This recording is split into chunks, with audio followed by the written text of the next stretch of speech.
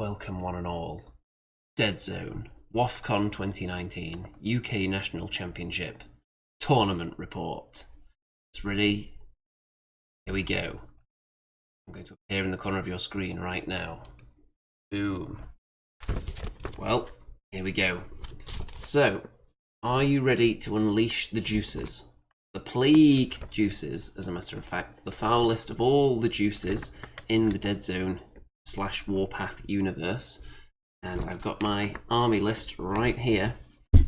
There's two army lists, in fact, because this tournament, there are 2 games at 150 points, then 2 more at 200 points, and the national championship is on the line.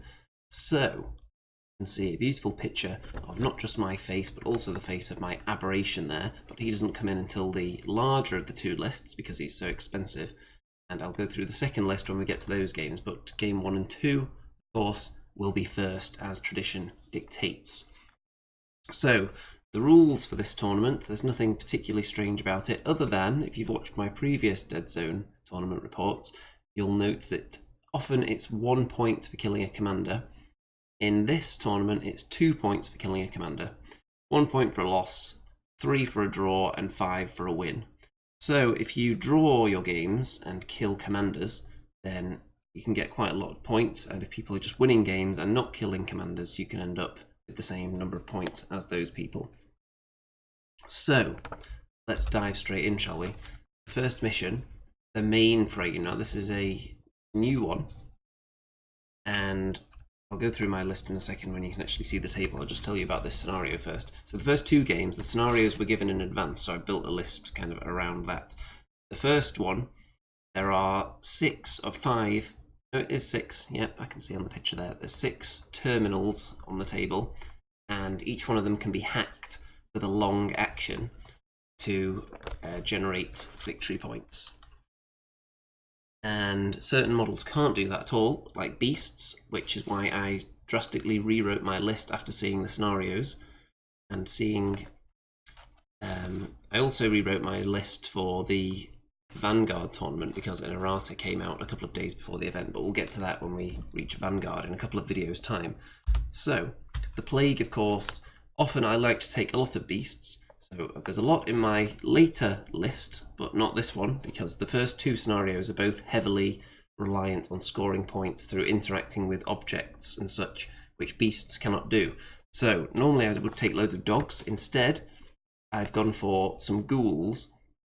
So you can see my setup there, nearest to the camera.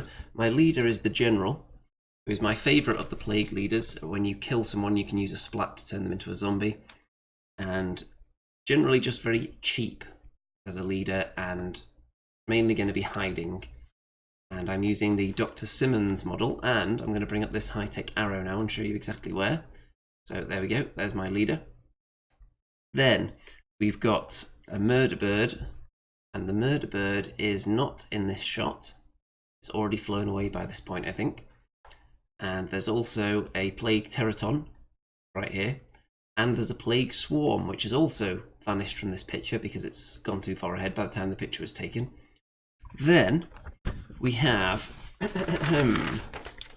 2 specialists with HMGs, one of which is down here next to the leader, and the other one is down in this corner somewhere off screen in the bottom left. Then we have 3 ghouls. We have one here, and one here. And then a couple of dogs there and there. So there are some beasts in there, but I've got the 2 HMG specialists, my leader, and the 3 ghouls who can all interact with the terminals. So that's how I'm going to try and score points, because in these opening 2 scenarios, in addition, there is also 1 less victory point per model that you kill, down to a minimum of 0. So any 1-point models aren't worth anything to kill in this particular scenario. So it really encourages you to get up there and try and score in the way the scenario suggested. So my opponent, and you can see by the time I've taken the picture, I've actually got my plague swarm right up there. I'll explain that in a minute. So I'm against the Rebs, and there is the big monkey of doom, the new Reb leader, and I think this one is just one of the regular big apes as well. There's a Yindij there, the stun grenade, and I'll get to exactly why my plague swarm is there shortly. And there's other stuff all spread around the back. But at the start of the game, the recontest, often with these tournaments, they'll put a limit on how many successes you can have on the recontest, how many times you can roll on the table. But for this tournament, there was no such limit. So I ended up winning the recontest by about 6, something obscene like that, with just rolling lots of 8s. So I ended up being able to move my Plague Swarm really close to the enemy at the start of the game with the intention of diving straight on the enemy leader to kill it. And of course the Murder Bird, actually you can see the bird is there on this shot, so that's already moved up a bit as well. Plague Swarm was the one I wanted to get right up there to just try and eat some juicy leadery goodness. The Plague Swarm's really good at taking out anything that's armoured, so the ideal candidate for that. And everything else is going to be pushing up as well. So you can see that I've actually got one model there up into the victory point cube there to hack. But you can't just immediately start hacking. It's a long action, so you have to wait until you've started the turn in there, and you can't have enemy models in there either. And there's my other HMG there. So we're going to see. Now look at this here. So this cube has been suppressed by me intentionally. I think that's one of the big apes, one of the big simians, has entered the cube to attack my ghoul in there. But I used an HMG to suppress that cube so that I can then teleport the Teraton, who is here, into the cube to attack it while it's down. Because the Teraton's size 3, so I can have a friend in there. By the way, this terrain here, this is all mine. I took 2 terrain setups. One, the big, really 3D one with the basement level, and I also took this one with lots of the Age of Sigmar ruins on it, so it's much more flat, so there's not a lot of height on it, but it's nice to have a bit of variety. There were plenty of tables there. And moving on, you can see I do get the Teraton in there, but I clearly haven't killed it because it's still alive there. And I've got a ghoul up into there. And after the first turn, the Rebs have 1 point and I don't have any. So, also in a slight change in the new Deadzone book, the game can actually end at the end of round 4. You have to roll to see whether there's a round 5, I think now. So that makes it quite interesting. You can see the other simian has leapt into here, and there's one down here as well that's been knocked down. I think I've probably suppressed that with an HMG. I've got one perched up in this window here. My leader is still just hiding at the back there. By the way, the Plague Swarm did not manage to kill the enemy leader when it went in there, but you can see lots of people are down and being suppressed all over the place. And from this angle, you can see I've got a dog up there, and there were some enemy models that were downed over there, I think, and the dog leapt in there to try and take advantage of that. There's suppression going on here as well. But it's difficult to score because, of course, you have to be in a cube with no enemies, and then you have to use that long action to generate the hack. So it's very, very difficult to do. And look at this. My leader tried to open a crate, but it was a booby trap. Thinking maybe I could get some intel and get some points that way, but no, exploded off the roof. And overall, there's not too much action going on here. It's been quite low scoring so far. You can see my bird has been killed. Some of these have been killed, but not a huge amount. And at the end of turn 2, there aren't any additional points scored at all. So everything that was killed in that turn wasn't worth anything. But you can see that there's a Plague Swarm in the death pile here now. And the Teraton has moved, but it looks like it's down over here right now. But really, most of the models that can actually score points aren't in an area to do so because these simians can't. And there's 3 of them, 2 of the regular ones, and 1 is the leader. And that one leapt in there and killed my leader, by the way. So there's a leader kill, which is worth some points for my opponent. And look at that, red hot, sizzling, human hand moving action there, moving the Sorak in, and they're very useful for this scenario for pushing people off the areas they want to be in. And you can see great difficulty in having any models that can score in these areas. This seems like the safest one to be in, because all these big simians and the Teraton, size 3, so they struggle to get on there to actually remove you from that area, but there are There's the blast weapons on the Sorax that can push people off them, so it's quite difficult for me to sit up there. And overall, this is quite an uneventful game. I've lost most of my models, but the Teraton is still alive. I think that's the only thing I have left at this stage. So at that point, the only way that I could lose the game would be if I moved the Teraton into range to be attacked. So really, I should just hide it. I could use it to try and kill the enemy leader and get points that way, but then I would be putting it in harm's way, and potentially that could get killed, which would deprive me of a draw. Because if you lose all your models, then it's just an auto loss. So at the end of that game, it's a bit of a snooze draw. So the Rebs with 7 victory points, the Plague with 2. The Rebs do get a leader kill though, so not the best start, not the worst either. It was quite a difficult one for both sides. Nobody got anywhere near to the required amount of victory points, and I only had a Teraton left alive, but most of my models were only worth 1 or 0 victory points to kill. And most of the enemy models, most of the effective enemy models weren't able to even score with the terminals. So very, very difficult game, and perhaps both of us possibly could have focused more on trying to hack, but we went for killing and it didn't really pay off there. So there were a lot of draws, by the way, in this opening round. It's quite a difficult scenario to win, I think. This one, however, is a little bit easier. This one, there are several serum dispensers, like medical dispensers, around on the battlefield, and you can take them from the dispenser with a short action and hold on to them. If you're holding one at the end of the game, which is, you can only carry one, so if you're holding one at the end of the game, then you get 2 victory points for it. But if you inject yourself with it, you get a random effect on the model, and you get 1 victory point for doing that. So if you can get a model sitting in an area with one of the dispensers, generating the serum and then using it each turn, and then at the end of the game withdrawing a serum and then holding that rather than using it, then that's the way you can generate the most victory points in this scenario. Again, there is -1 on all the kill victory points as well. So the same army list again, still at 150 points, and this time I am against the Marauders. So you can see they're all gathered under here. There is I think he's a commando leader who's quite fragile, but he can steal your command dice. There is a Moorbeast, there's another Moorbeast, there's a Mortar, there's a Rainmaker with lots of firepower, and there's just a regular Orc there. So with my setup, I've gone for the Teraton behind the building here, Plague Swarm down there. My leader is hiding right in the corner. This is the only place that's difficult to reach for the enemy, difficult to see. But they do have indirect fire weapons. I've got HMGs down here ready to climb up the tower. I've got my dogs down there. I've got ghouls over here. So all these models that can. So the ghouls in particular are going to dive straight on there and start injecting themselves with serum to get me victory points. And then the HMGs are going to try and shoot down from the tower, and then in the last couple of turns jump down and try and get points.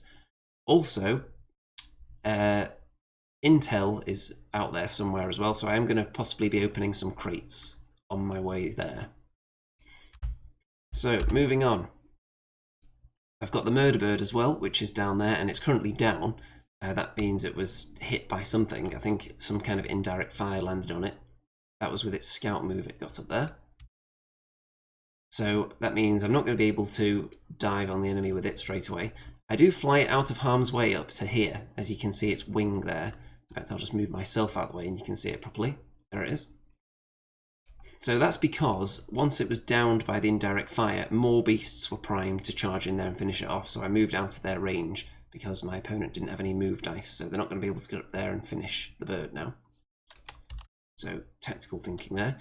You can see I've got my HMG in the tower shooting at the Rainmaker, and I think I actually do a wound to it because it can't be suppressed. I think I do get a wound on it, which is very nice. And you can see that my Teraton has leapt down there. That's because there was an enemy model inside there, inside that cube. I think the first Moorbeast did actually get to fight the Murder Bird, but didn't kill it. And then there was going to be a second one coming in as well. So that's why the Murder Bird fled, something along those lines. But there was something down there regardless, and the Teraton swooped in there and killed it. And then lots of enemies have swarmed in around the Teraton now. And you can see I've got dogs ready to charge this tower. The enemy leader is quite a vulnerable model. Not very strong at all, so if I can get a Teraton or a Plague Swarm on it, I should be able to kill it. And my ghouls are planning to take no part in the game other than harvesting serum. And the enemy are immediately on the back foot with the way my bird was down there and the Teraton. So it's going to be difficult for them to get out and start scoring with the serum. You can see the Rainmaker really chilling there. So after the first turn, there is only 1 point to my opponent, and I can't remember what that was for. And here you can see the Teraton teleports away from these guys down here into the Rainmaker and tries to kill it, just to get into a fight with it. It'll stop it shooting as well, which is nice unless it manages to break away, because the Teraton is almost dead, so it might as well have a go. And everything else not moving up yet. This ghoul isn't going to go anywhere, that one isn't going to go anywhere, because they just want to generate the serum. Down here, you can see that my HMG here, I think, yeah, this is one of the no, this is just a regular ghoul, actually. The HMGs are both over here. So this ghoul picked up a crate, but it was a booby trap and knocked him on the ground as well. He was just going around picking up the contents of crates at that point. So there's one on the roof there, you can see. And down here, Rainmaker wounded, Teraton wounded, but I've sent a dog in there as well.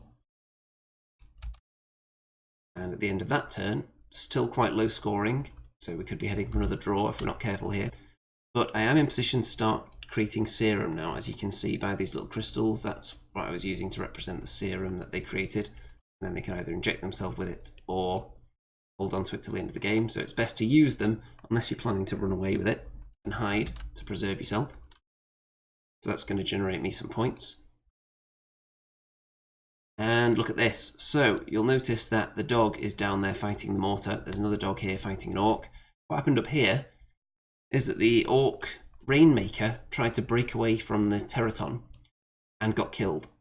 It had to break away to then try and shoot something, but the fact that it got killed before the Teraton had activated meant that the Teraton could then zoom its way down there and kill the orc commander, which was a nice double whammy there. So that's got me a few victory points and a commander kill, which is worth tournament points. But my commander is also killed by indirect fire before the dog could get to the mortar, I think. So, dead commander. The Teraton also ultimately got killed as well by something, but not before it killed the enemy leader, so it did a good job. And look, there's the dead leader and the Rainmaker there.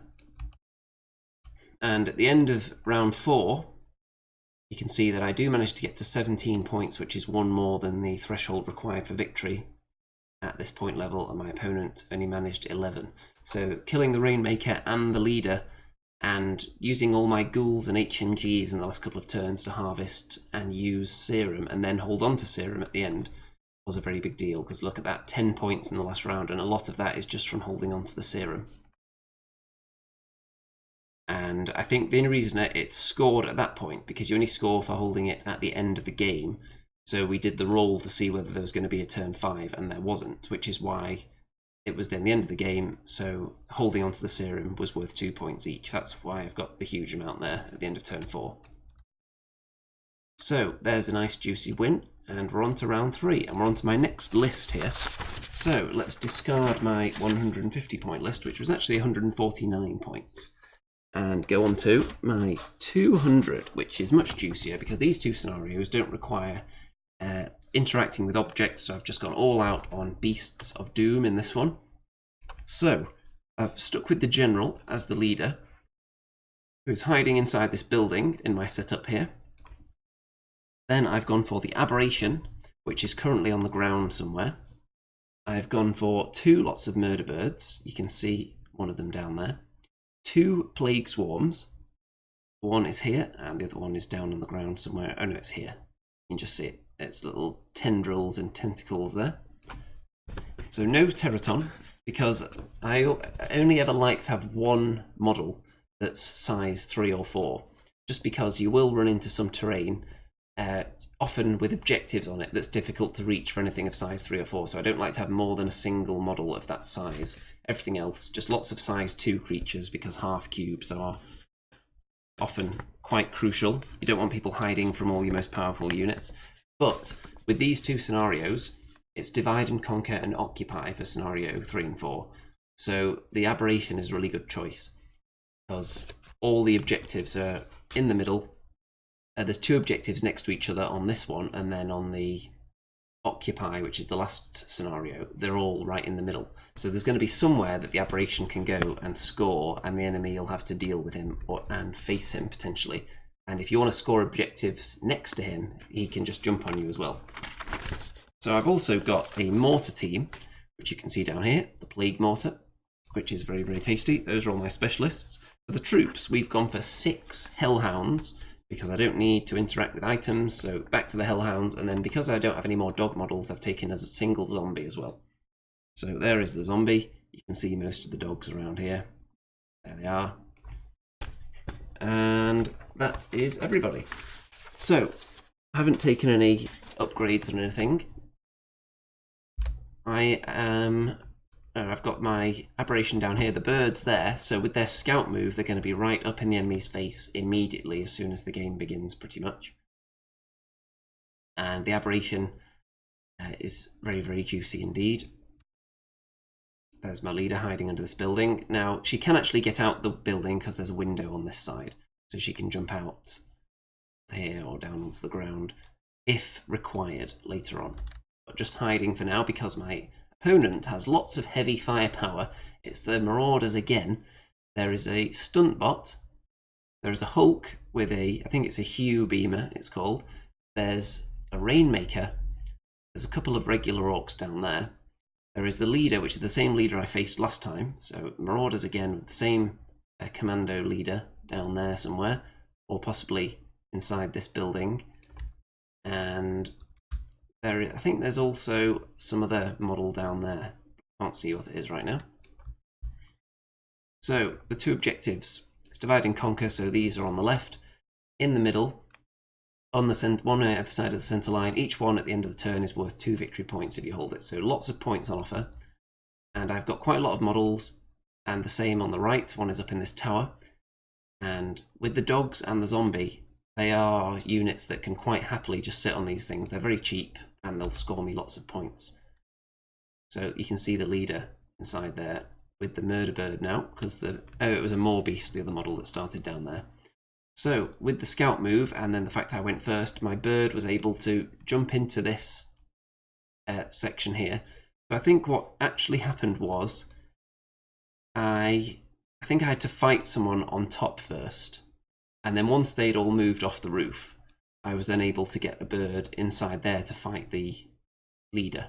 So there's a fight going on in there at the moment. It doesn't kill the leader initially though. You can see that my dogs down there on the ground, they're heading towards these objectives over here, and I'm going to be sending more dogs over there. And the enemy have got lots of high ground with their big guns here. So what I want to do is throw plague swarms at them and see how that goes. I'm going to try and kill everything that isn't the stunt bot. That's the goal. If something's big like that, it can only kill 1 or 2 things a turn usually. So I've got so many dogs, and if I use my big stuff to kill things that they can realistically kill, like the regular orcs and the Rainmaker, then I should have enough models to score objectives and win in the end. So just ignoring the stunt bot. Aberration is heading up as well, down here. Dogs have got onto there.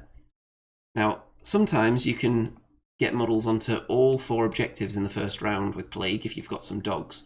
But on this occasion, not all of them were able to move far enough because I didn't have enough move dice, or they were hit with indirect fire and couldn't move fast enough.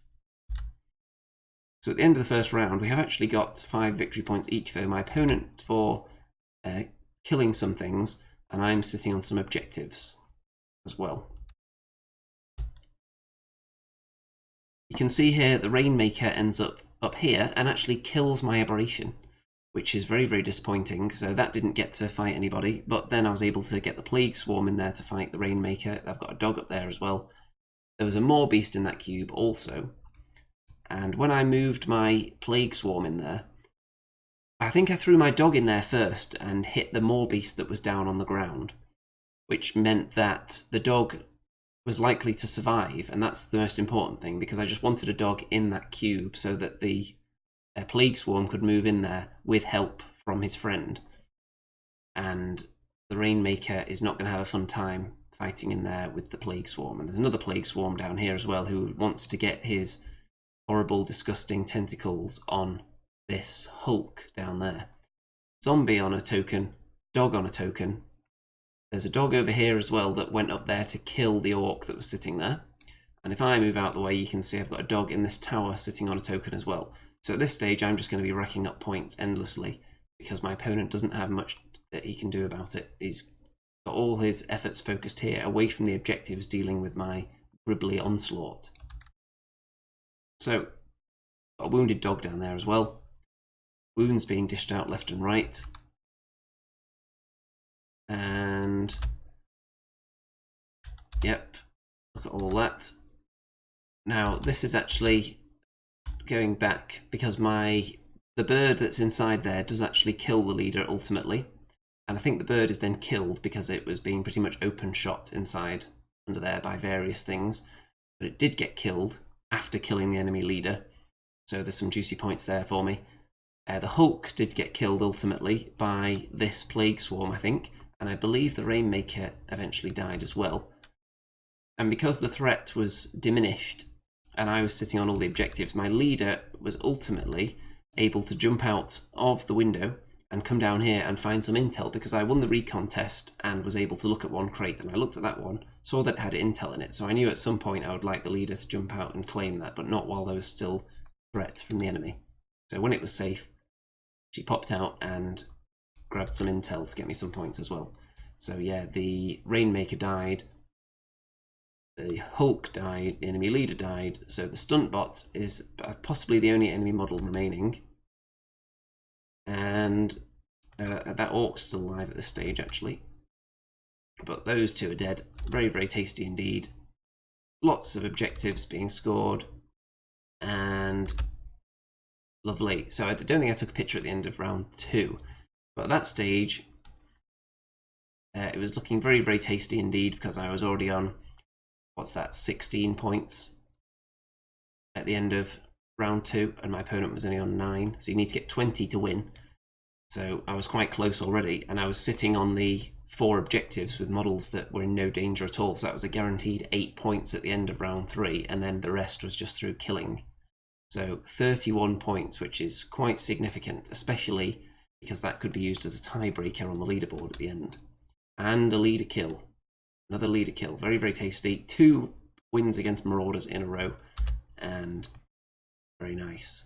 So a draw and 2 wins so far with 2 leader kills. So I'm right up there in the table at the moment. And before the final round, we were informed that there were 4, 5, or maybe 6 players that all had a chance of winning the tournament at this stage. So I think I was definitely one of those. So this is Occupy. So there are 4 objectives in the center of the table that are worth 2 at the end of each round. And the Aberration has only got this one to go for, because all the others are on half cubes, or this one is at the top of a tower that he can't climb up. So the Aberration is going to be going straight for this cube here, and all the others I'm going to be using plague swarms and murder birds trying to hold them, and I've also got the dogs as well. So here's my setup in the corner. I've got the birds up there ready to pounce, the Aberration there ready to head towards the objective, dogs, mortar down here, the leader is hiding inside this. See down there. And I've already got birds in there, and I'm against the Rebs again. It's a different Rebs army this time though, so there is one of the monkeys, there is a sniper. The rebel leader is I think it's the cell leader with a defender shield. So it's down here somewhere. But the 2 birds, right at the start of the game, I was able to get one of them flying on top of this, into this half cube here. And I only want to land them on half cubes because I don't want them to be attacked by the simian. So I've got this bird here attacking the sniper, but somehow failed to kill it, which is amazing. And then this bird flies up here to attack a Grogan with a rocket launcher and actually managed to eat it quite handily. So moving on, you can see that the bird kills it, and that is great, and then turns it into a zombie with my splat ability. So there's a zombie in enemy territory now, and I've got a bird right in their face. And we swapped the tokens for 2-point objectives here, so they stand out a bit better. But the murder birds with their scout move and winning the recon test, I think, or going first. I think I went first. Or if I didn't, then my opponent didn't have... Actually, my opponent may have won the recon test and moved one model first, which was the sniper, and then wounded the bird, and then the wounded bird attacked him and didn't kill it. I think that's right. And the other bird was able to get up there.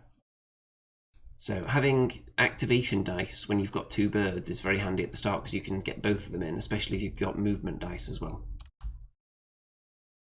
So the simian has jumped onto this 2-point objective down there, and my aberration is also heading in that direction, so they could have had a big showdown.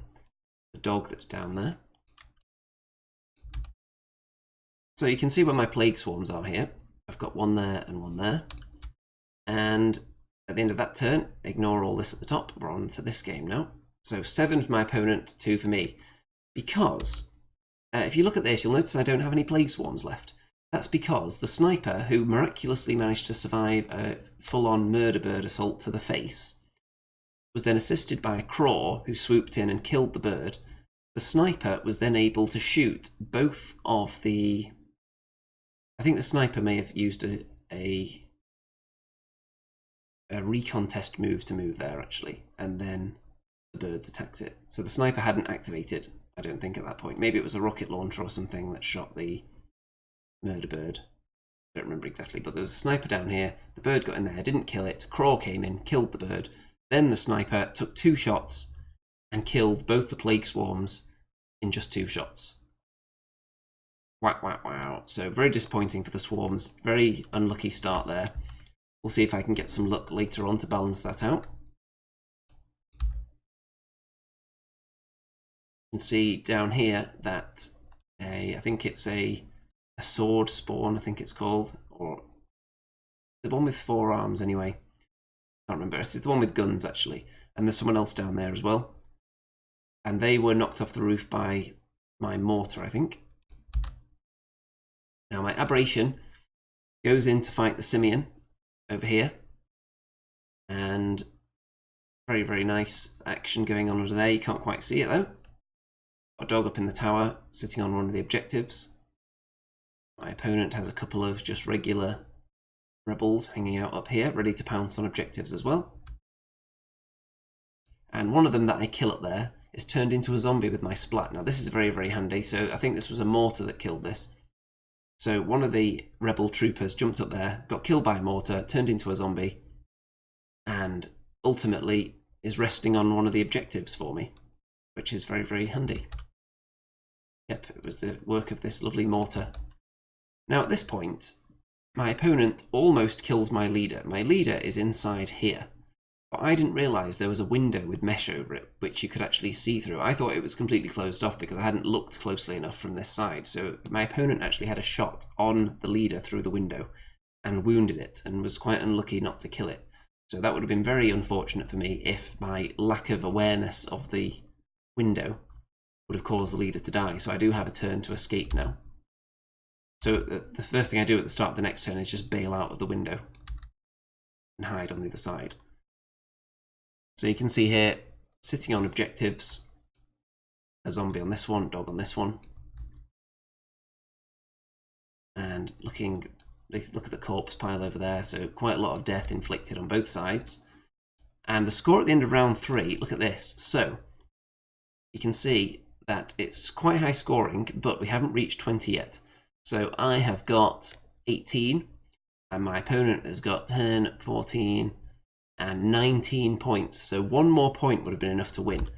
And that point was almost acquired. If you look at this situation down here, the simian tried to break away from the aberration out of this cube into this cube to land on the 2-point objective, which would have resulted in a win for the Rebs had it succeeded. However, the aberration sliced the simian in half, killed it, and that means that the game continues just. Also, if my leader had been killed by that shot through the window, the game would have been over as well. So we're continuing, and it's not a loss, but it looks like we could be heading for a winning draw where both players get above the threshold in the same turn. And in this tournament, under those circumstances, if both players get above the victory threshold, it's a draw, but whoever got more points gets a bonus couple of points as well. So it's as if they got a win and the other player got a draw. So there is a reward for outscoring your opponent if you both get above 20. So the aberration is probably going to get me to 20 quite easily by just dropping back into this cube here. And anyone who jumps in to fight him would probably get eaten alive. And then my opponent has enough models to score on these, and he has to kill a wounded dog and a zombie to get to them. And there's not a whole lot of killing in the last turn. There's my leader hiding there now, jumping out the window, this window right here, and preserving her life with her wound there. The aberration drops back into that cube to score. The enemy are on both those cubes to score. So that is going to be that. Now, the opposing leader was actually killed by the bird that was up here earlier. It swooped down and attacked the leader and ultimately killed it. So we both got leader kills, and we ended up with scores of 22 for me, 24 for my opponent. So it's a draw, but my opponent gets 2 bonus points for having more points in total, but we both get bonus points for the leader kill. So we're both very much in contention to win the tournament at this point, or to finish in the podium positions, definitely. And word comes back that the top table, which was the table directly above us, wasn't as high scoring as we thought it might have been, which led to... There we go. So I have got the 3rd place trophy and a 3rd place mug as well, which you can actually see right here. I turned it round so it wouldn't be too much of a spoiler for this video in case you saw 3rd place all over it. But there's the nice mug, which will sit here, and then the trophy will go in my cabinet. So my opponent from this last game actually finished 2nd, and there were, I think, from 1st place down to about 5th or 6th, there were 4 or 5 people on the same number of points, so it came down to lots of tiebreakers. And there were definitely at least 4 players who were tied for some of the positions, and it came down to victory points, and some of them were decided by just 1 victory point or 2 victory points. So it was ridiculously close. And really for me, it came down to the fact that I was able, in round 3, to get the 31 victory points in that round. That's what got me into the podium positions, really. So, nice trophy there, and my goal for WoFCon was to leave with at least 1 trophy from the 3 events, and mission accomplished, so I can just take it easy now for the rest. So there's going to be DreadBall and Vanguard reports coming up later on this afternoon, hopefully, if I get time to do both of those. And thoughts.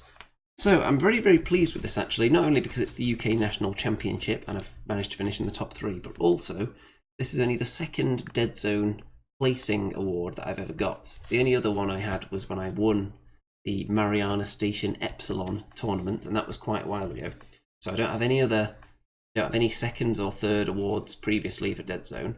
It's only the 2nd time I finished in the top 3 for this game, which is very nice, and I think I picked some pretty decent lists. I think my 200-point list is just good all-round. Killing power, murder birds are really good, plague swarms are really good. The aberration brings in the serious meat, and the dogs are very, very handy for scoring because they're so cheap. My 150-point list, I would never take a list like that, ever, really. I would never take that many ghouls because I think they're expensive and I would rather have dogs. But for the scenarios at hand, they had to be taken, really, and the fact that I did take them meant that I was able to win in the 2nd round.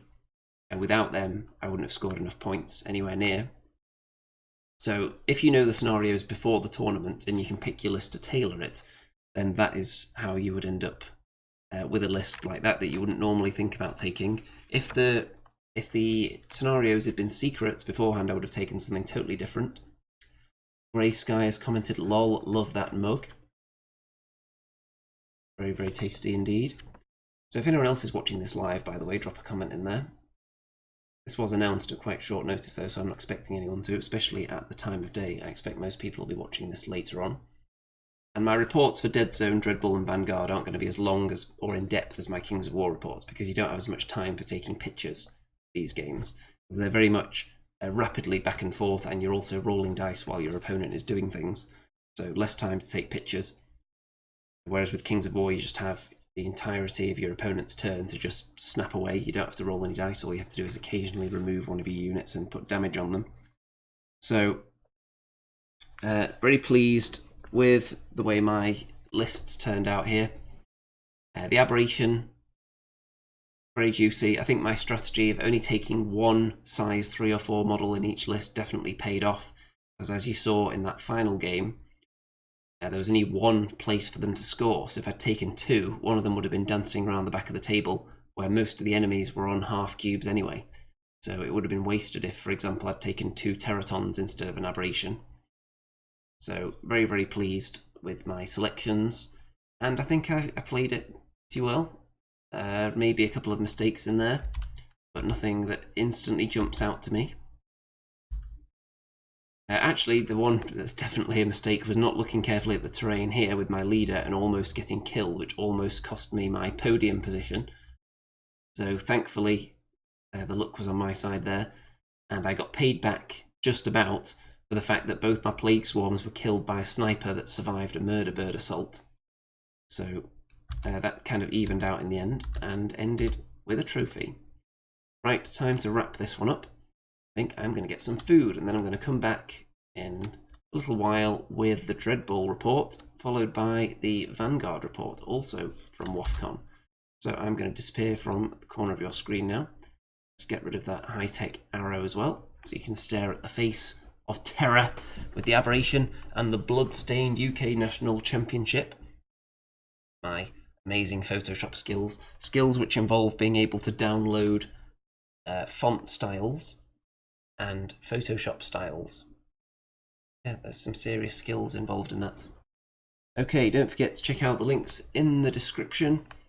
Don't forget to go and play some Deadzone. Don't forget to check out my Twitter and my Facebook group and all that good stuff. And if you enjoy the video content on this channel, don't forget to throw just vast wads of cash at me via PayPal, Patreon, or Carrier Pigeon with money tied to its legs. I will accept that as well, as long as it's not been befouled and covered in pigeon disease. And with that, all that remains to be said is, in fact, I can't even say good night because we're in the afternoon and I've got 2 more videos to do today, so I'll save that for the final video. I'll just say good afternoon out there, whatever